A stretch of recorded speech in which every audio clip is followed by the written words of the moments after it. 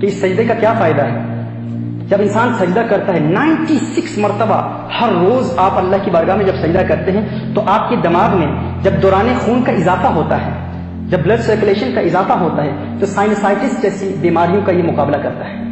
یہ سجدہ، یہ جو ہمارے سائنسز ہیں نا، بالخصوص ہمارے ٹرنیزل سائنسز جو ہیں یا میگزیلری سائنسز جو ہیں یا فرنٹل سائنسز جو ہیں، جب یہ بند ہو جاتے ہیں تو جب ہم سجدہ کرتے ہیں تو سجدے کی برکت سے دوران خون میں چونکہ اضافہ ہوتا ہے تو یہ سائنسز کھلتے ہیں. یہ ہمارے دماغ میں اور ہمارے دماغ اور جبڑوں کے اوپر کی ہڈیاں ہیں جن میں رطوبت جب جمع ہو جاتی ہے، اگر جم جاتی ہے تو اس سے ہمارے سائنسز بند ہو جاتے ہیں. اور یہ ایک نیچرل ٹریٹمنٹ ہے، ایک قدرتی علاج ہے اللہ عز و جل کی جانب سے، کیونکہ ویسے ہمارا جسم بالکل سیدھا رہتا ہے اور اس سے ہم سائنسز کے کھلنے کا کوئی اہتمام نہیں ہوتا، کوئی عمل نہیں ہوتا. لیکن جب ہم سجدہ کرتے ہیں اور دن میں 96 مرتبہ سجدہ کرتے ہیں تو اس سے ہمارے سائنسز بھی کھل جاتے ہیں.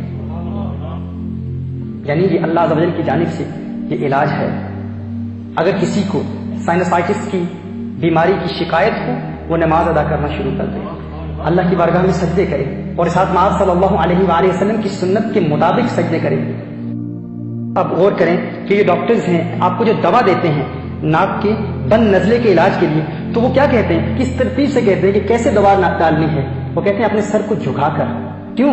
کیونکہ سر کو جھکانے سے دوران خون کا اضافہ ہوتا ہے، بلڈ سرکولیشن کا اضافہ ہوتا ہے، جس سے سائنسز کھل جاتے ہیں. تو دیکھیے فائبروسائٹس کا علاج اور سائنسائٹس کا علاج اسی سجدے میں ہے. وہ ایک سجدہ جس کو تو گراں سمجھتا ہے، ہاں وہ ایک سجدہ جس کو تو گراں سمجھتا ہے، 1000 سجدوں سے دیتا ہے آدمی کو نجات. در در در دیے در در نال در بن جا ایک دردا. چول کتا کیوں خویندہ ہے در بن وقتاں وردہ. در در کی ٹھوکریں کھانے سے اللہ کی بارگاہ میں سجدہ کرو. بس یہ سجدہ، یہ عبادت، یہ نماز ہر بیماری کا علاج ہے.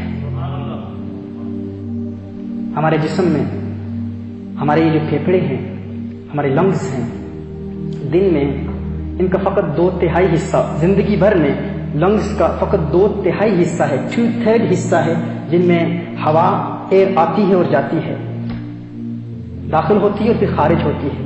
یعنی 1/3 حصہ جو اس کا باقی 1/3 حصہ ہے، اس میں جو ایئر داخل ہوتی ہے وہ وہیں رکی رہتی ہے، وہ خارج نہیں ہوتی. اس کو ریزیڈول ایئر کہتے ہیں، جو انسان کے لنگز میں رہتی ہے، رکی رہتی ہے، ریزیڈول ایئر کہتے ہیں اس کو.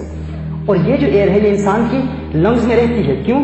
کیونکہ انسان جب سیدھا کھڑا رہتا ہے تو انسان کے پھیپھڑوں میں یہ 2/3 جو ہوا ہے فقط اسی کا دخول ہوتا ہے، اسی کا خروج ہوتا ہے، اور یہاں ہی فریش ایئر آتی ہے، فریش ایئر جاتی ہے. لیکن وہ جو ریزیڈول ایئر ہے اس کے خروج کا کیا اہتمام ہے؟ وہ سجدے میں ہے. یہ جو سجدہ ہم کرتے ہیں اس سے ہمارے ابڈومینل وسرا پر پریشر پڑتا ہے، اور ہمارے جب یہ پریشر ڈالتا ہے ہمارے ڈائفرام پر، اور اس کے ذریعے ہمارے لنگز پر پھر زور اور دباؤ پڑتا ہے. اور جب ہمارے لنگز کے اس حصے پر زور پڑتا ہے کہ جس کے نتیجے میں یہ ریزیڈول ایئر نکل جاتی ہے، یعنی ویسے 2/3 حصہ پھیپھڑوں سے ہوا کا خروج ہوتا ہے، لیکن جب ہم سجدہ کرتے ہیں اور دن میں 96 مرتبہ سجدہ کرتے ہیں، 96 مرتبہ ہم سجدہ کرتے ہیں، تو اس سجدے کی برکت کیا ہے کہ وہ ریزیڈول ایئر بھی نکل جاتی ہے اور اس کے نتیجے میں تازہ ہوا ہماری لنگز میں آتی ہے اور وہ خارج ہوتی ہے. پھر کیا ہوتا ہے کہ انسان لنگز کی بیماریوں کے بہت کم، لنگ ڈیزیز کے بہت کم چانسز ہوتے ہیں. یہ بھی سجدے کی برکت ہے. اور پھیپھڑوں میں بھی قوت پیدا ہوتی ہے.